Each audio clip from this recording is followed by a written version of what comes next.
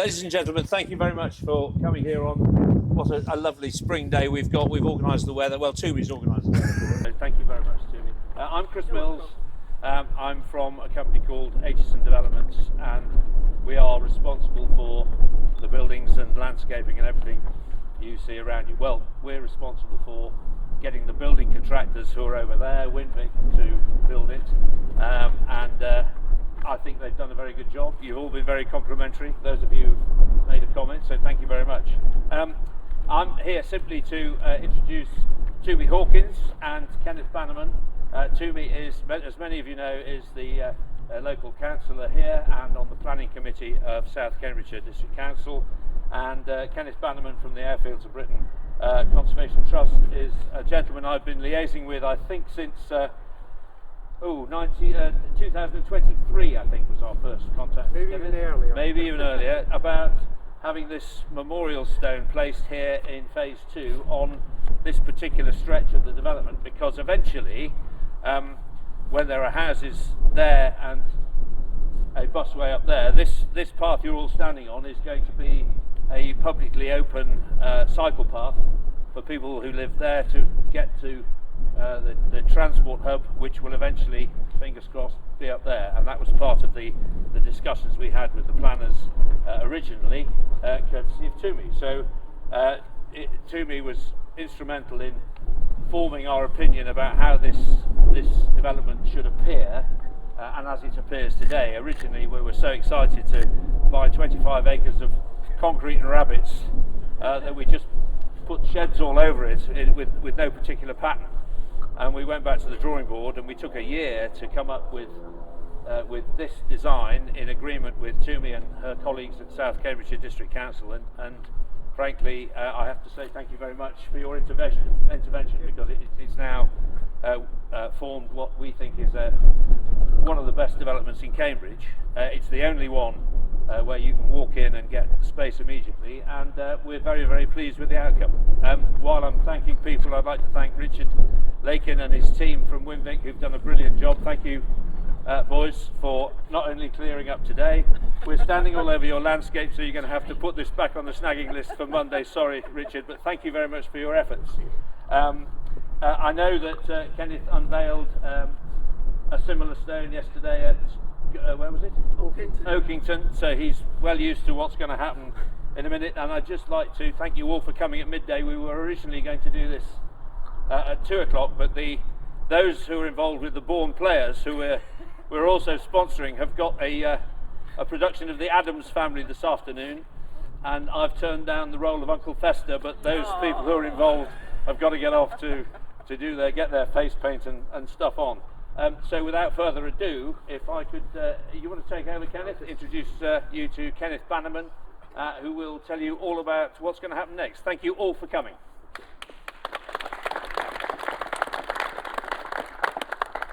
Well, just to briefly introduce myself, I'm the founder and head of the Airfields of Britain Conservation Trust, or ABCT, as we also call it for short. And we are essentially the world's first national airfield charity. We formed in 2006, and we're primarily based where I live in Glasgow. So just for, I'll give in a few moments usual potted history of Bourn Airfield and why all this matters in a far bigger picture scale. But first of all, I'll introduce you to Councillor Toomey Hawkins, who would like to say some words. Toomey. Oh, thank you so much. Good to see lots of you here. I thought I'd write what I was going to say, because I tend to go off-piste, even though I know in my head what it is I want to say. So forgive me if I, sort of kind of just read it out. Obviously, it's a privilege to be standing here this afternoon to unveil this memorial. The history of Bourn Airfield is quite an interesting one, and I just want to say, that's why I've got these books in my hand. I've learned a lot from the book of Caldecott. Those of us who are from Caldecott, we're just across, the fields there. And the Cambridgeshire Airfields in the Second World War is another one. But I've heard mentioned quite a few, a couple of other books, which actually sort of helped give, history of Bourn Airfield. As far as I'm aware, the aerodrome used to be part of what was called Grange Farm, and in 1939 to 40 was created as a satellite station to Oakington. It eventually had various types of planes based here and operated out of here, including Wellingtons, Sterlings, Lancaster bombers, and Mosquitoes. And the airfield was closed in 48 and then became civilian use in 61. Now, one memorial incident called Black Thursday, some of you might be aware, occurred on 16 December 1943, when after a successful raid on Berlin, on returning home, many planes crashed in fog, resulting in the loss of 36 crew members on home soil. Imagine that. They had been successful but then didn't get home. I live just on the other side of those trees over there, in Highfields Caldecott, on land that was once one of the small holdings that was in Highfields at the time. And my husband, who is also here, once met a lady in Kingston who had lived on our plot. And she told him when, as a young girl, they used to count out the planes in the morning and count them back in the evening. And of course, sometimes it was the same number. And I believe the emotion of remembering, I mean, she just kind of not broke down, but there was the emotion in her voice of remembering those times. And this is the sort of thing that, you know, those who are still around who remember, it's a lot to take in sometimes, that people gave their lives for us. But good things happened too. In 1943, the chair of Caldecott Parish Council at the time, Mr. Percy Bayes, he managed to get water, pumped water to Caldecott because water was being piped here to the airfield for use of those who worked here.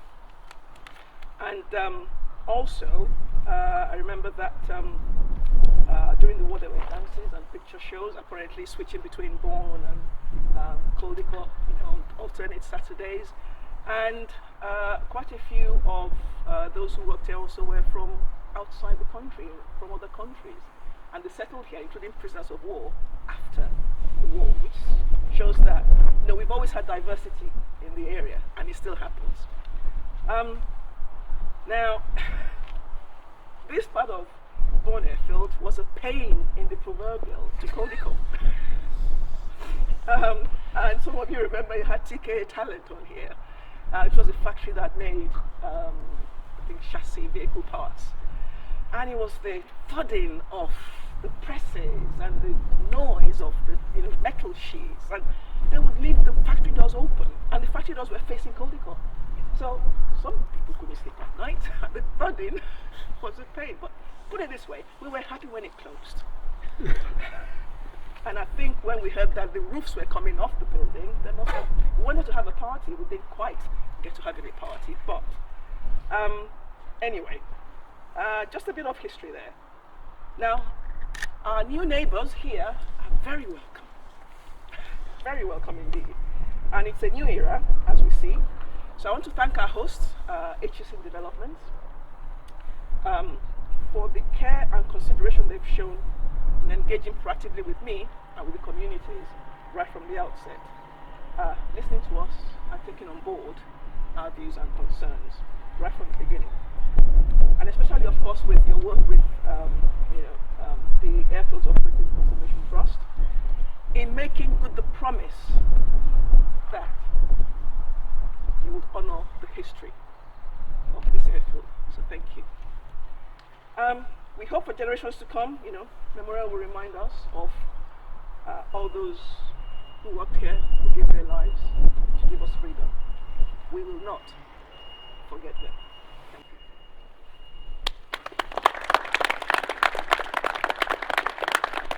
you. Well, just before we unveil the memorial, as promised, I'll give you the usual very quick history of this airfield, why it matters at bigger picture level. As Chumi quite rightly said, the airfield the land was requisitioned in November 1939, and with very rare records you can find at the National Archives in London, certainly by the 1st of April 1940, construction work was already underway. Bourn was earmarked as the satellite airfield for very famous Cambridgeshire and indeed British airfield Oakington, where we unveiled a similar memorial very successfully yesterday morning. Construction work took time. Now, as you often find with some airfields, when it comes to opening and closing dates, they are incredibly difficult to pin down, and in both cases with Bourn, it very much epitomises this problem. But we can say that the airfield opened during 1941. In-depth research shows that there was certainly a defence party to protect the airfield here from February of that year, and then the airfield unfortunately was bombed in April and it was flying by the summer.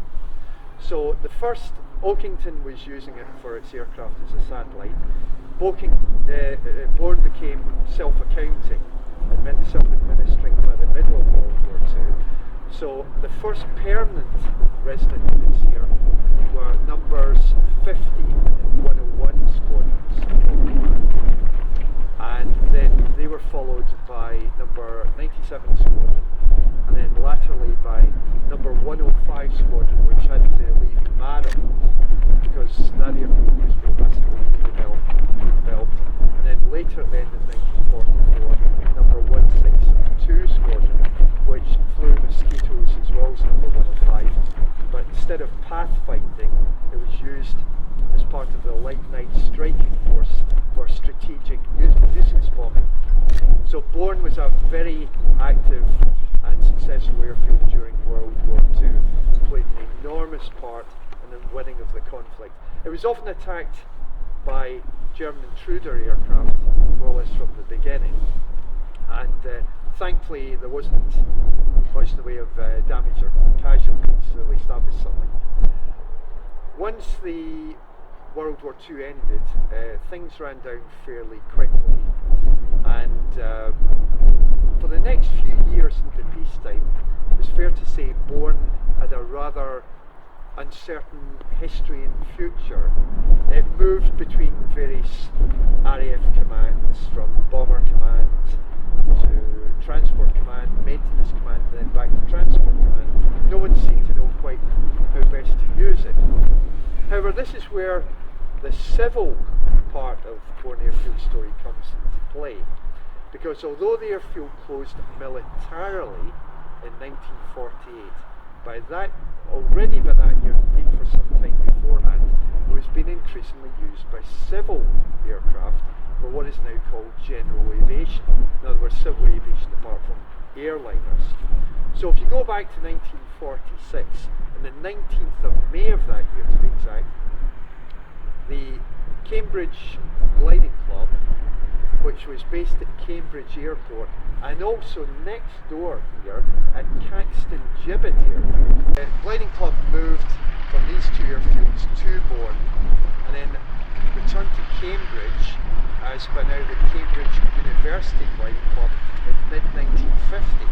But by then, for a couple of years beforehand, Bourn was being used for initially agricultural aviation. So you'd fixed wing aircraft and then also helicopters as well for a firm, used by a firm called Pest Control Limited, that later became part of the well-known agricultural firm Fison's. And then things picked up from the 1960s after the land was sold. So you had firms like Management Aviation, which eventually morphed into becoming Bond Helicopters, and then of course not forgetting the Rural Flying Corps that was here for many years. So civil aviation was very much prominent until well into now this century. Now, coming just briefly back to the date situation, as you may well be aware, there was a gradual wind down of the Rural Flying Corps.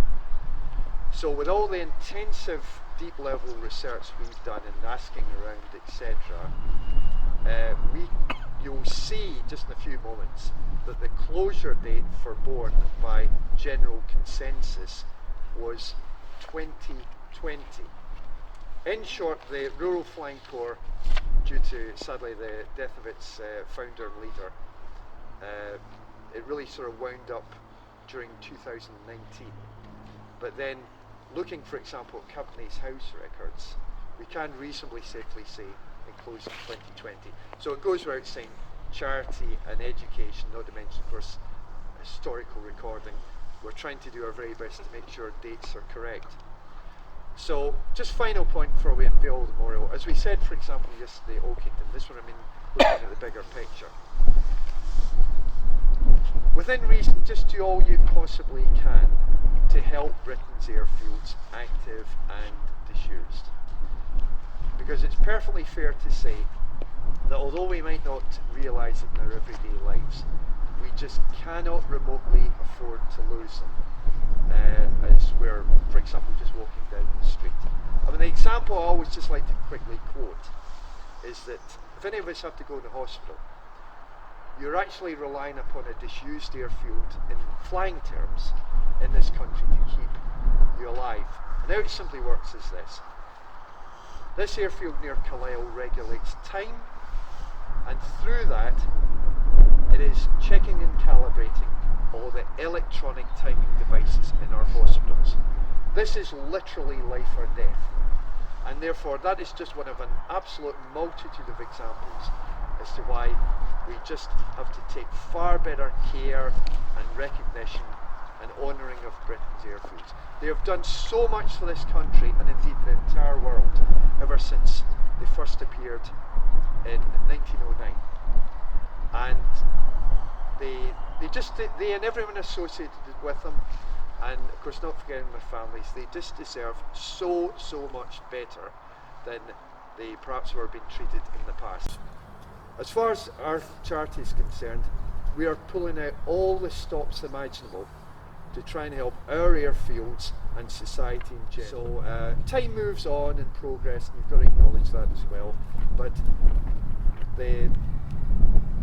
this airfield and everyone and everything connected with it are and always will be still hugely relevant. Just you cannot emphasise that enough. So thank you very much again for your time, and therefore Councillor Hawkins and I are delighted to be able to unveil our latest memorial to yet another of Britain's unquestionably top physical and historical assets of all time. In this case, the one and only Bourn airfield. Thank you all very much.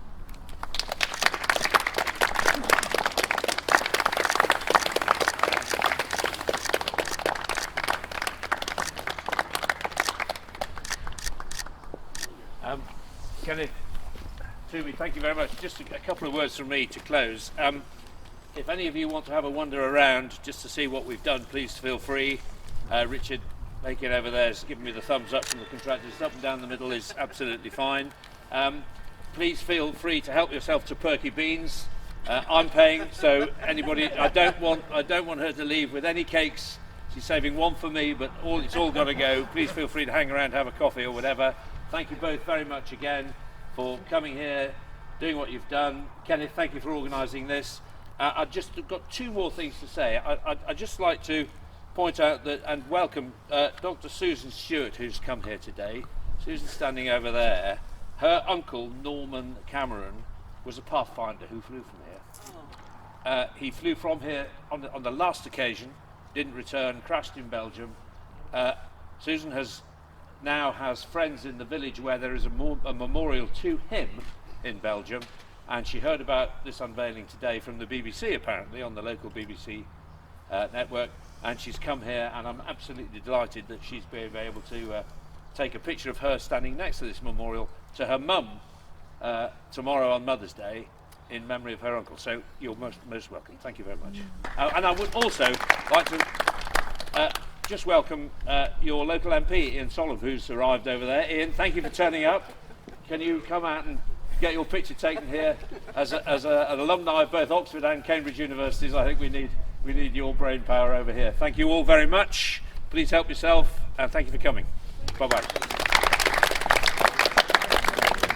Well done. That's great.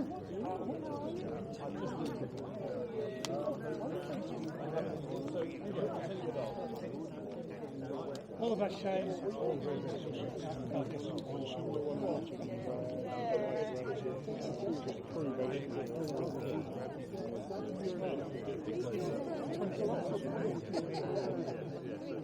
can't get rid of it.